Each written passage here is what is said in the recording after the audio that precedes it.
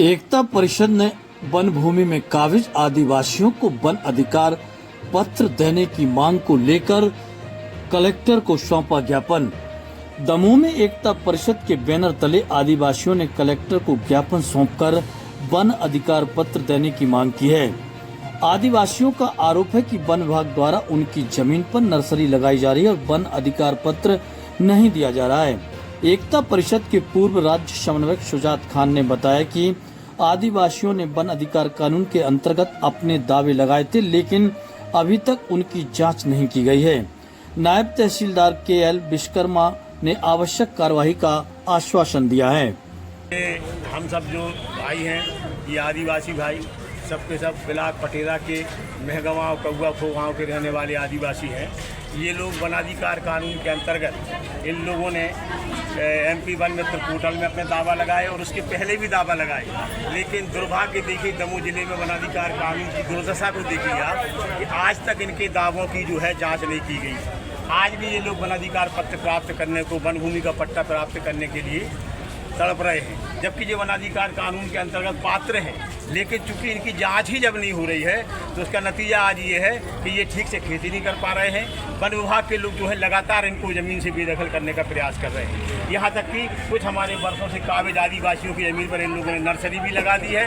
इस कारण से उनके सामने उनकी उधर पूर्ति का जो है खतरा पैदा हो गया है। तो मैं आपके चैनल के माध्यम से आज कलेक्टर साहब को ये अवगत कराने आया हूँ कि अभी भले संख्या आपको कम लग रही है, आने वाले दिनों में ये संख्या बढ़ेगी, क्योंकि दमोह जिले में वनाधिकार कानून की पूरी तरीके से धज्जियां उड़ा दी गई हैं। चारों तरफ आदिवासियों को बेदखल किया जा रहा है। नौरादेही अभ्यारण्य के नाम से, पन्ना टाइगर रिजर्व के नाम से तरह तरह की प्रताड़ना इस समय आदिवासी झेल रहे हैं। इसलिए एक बड़े आंदोलन की तरफ हम जाएंगे, लेकिन फिलहाल हम छोटे से ज्ञापन के माध्यम से कलेक्टर साहब से कहना चाहेंगे कि वनाधिकार कानून के तहत जो लोगों ने दावे लगाए हैं उनके विधिवत, सिर्फ महगमा और कौआ खो की बात नहीं है, पूरे दमोह जिले में जिन लोगों ने दावे लगाए हैं उनकी विधिवत ईमानदारी के साथ सूक्ष्मता से जांच की जाए। जो लोग पात्र हैं उनको वनाधिकार पत्र दिया जाए और जो लोग पात्र नहीं हैं फिर आप जो भी उचित समझें उचित कार्रवाई कर सकते हैं। अगर ऐसा नहीं होता है तो हम लोग 6-7 दिनों के बाद एक बड़ी संख्या में, आप सब लोग तैयार हैं ना? तैयार है। एक बड़ी संख्या में हम लोग यहाँ पर आएंगे और कलेक्ट्रेट में धरना धर के बैठेंगे,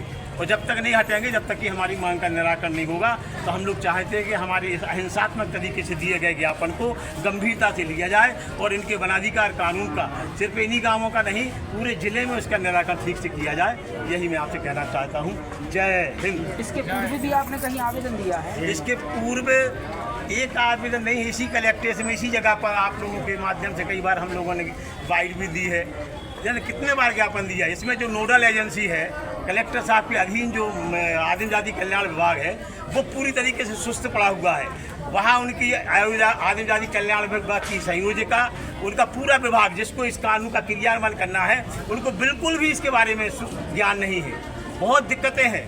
जिनको इस कानून का क्रियान्वयन कराना है, गरीबों को न्याय दिलाना है, पट्टा दिलाना है, उनके पास इसका ज्ञान ही नहीं है। तो मैं चाहूँगा कि अगर वनाधिकार कानून के बारे में उनकी ठीक से समझ नहीं है तो जो हमारे आदिम जाति कल्याण विभाग के अधिकारी हैं, जवाबदार जो हैं, वो प्रशिक्षण प्राप्त करें और विधिवत कानून का पालन कराते हुए आदिवासियों को उसका पट्टा दें। आपका नाम? मेरा नाम सुजात खान है। मैं एकता परिषद का पूर्व राज्य समन्वयक रहा हूँ और वर्तमान में अपने साथियों के साथ मिलकर के काम कर रहा हूँ दमोह जिले में। तो यही मैं आपके माध्यम से संदेश देना चाहता हूँ। वहाँ से आए हैं और महगवा से आए हैं। हम वन अधिकार का पट्टा लेना चाहते हैं। अभी तक कोई भी जांच नहीं हो गया है। कई बार हमने जो ज्ञापन सौंपे हैं और कई बार हमें स्वीकार करवाए हैं, अभी तक कोई सुनाई नहीं हो रही। और हमारी ज़मीन पे कब्जेवारी पे नर्सरी लगवा दी। करीब कितने वर्षों से परेशान हैं आप लोग?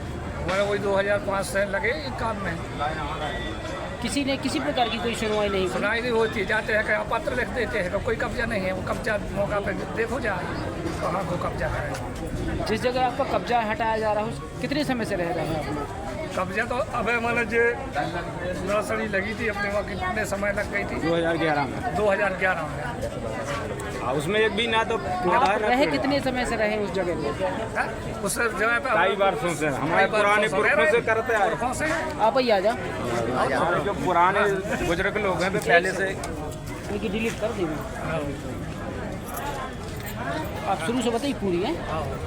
जी बताइए, किस संबंध में आज आपने जिला कलेक्ट्रेट में आवेदन दिया है? हम लोग वन अधिकार के पट्टे के तहत हम लोग सभी लोग आए हैं और जो नर्सरी जो वहाँ पे लगाई है, जो सब लोग कब्जा कर रहे थे, हमारे पहले से पूर्वजन कर रहे थे, उस पर खेती कई दिन वर्षों से खेती करते आए। और अभी 2011 में जंगल वालों ने कुछ किया कि नर्सरी जो नदी के पास होने थी, तो पैसे लेकर के भीड़ गार्ड वालों ने मिलके और बड़े लोगों से पैसे लेकर हम सब आदिवासियों की ज़मीन जो कब्जे में थी उस पर उनने पौधे लगा दिए, उस पर जबकि एक भी पौधा नहीं। आज भी आप देख सकते हैं मौके पर जाकर। फिलहाल जो जाते हैं तो उनको परेशान करते हैं और बड़े लोग 20-20 एकड़ में कब्जा कर रहे हैं, उनका कुछ नहीं, उनके ट्रैक्टर भी चल रहे हैं। हम लोग हल लेके जाएं तो ये बीट गार्ड वाले पुलिस वाले उठा के उनको ले जाते हैं। तो आज भी आप देख सकते हैं सब मौके पर एक भी ना हो तो पौधा न कुछ यार। जब उनने पौधे लगा दिए तब आपने शिकायत की थी? नहीं शिकायत की, मगर मानते नहीं हैं वो लोग। हम लोग गरीब आदमी हैं तो उठा ले जाते हैं, तो हम लोग बच्चों को देखें जो जेल में रहे पुलिस परेशान करती है। किससे शिकायत की थी?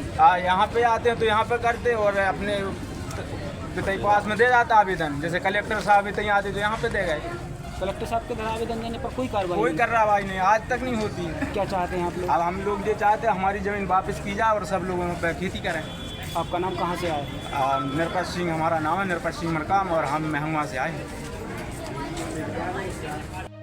देना होगा, देना होगा, देना होगा, हमें जमीन का पट्टा देना होगा, देना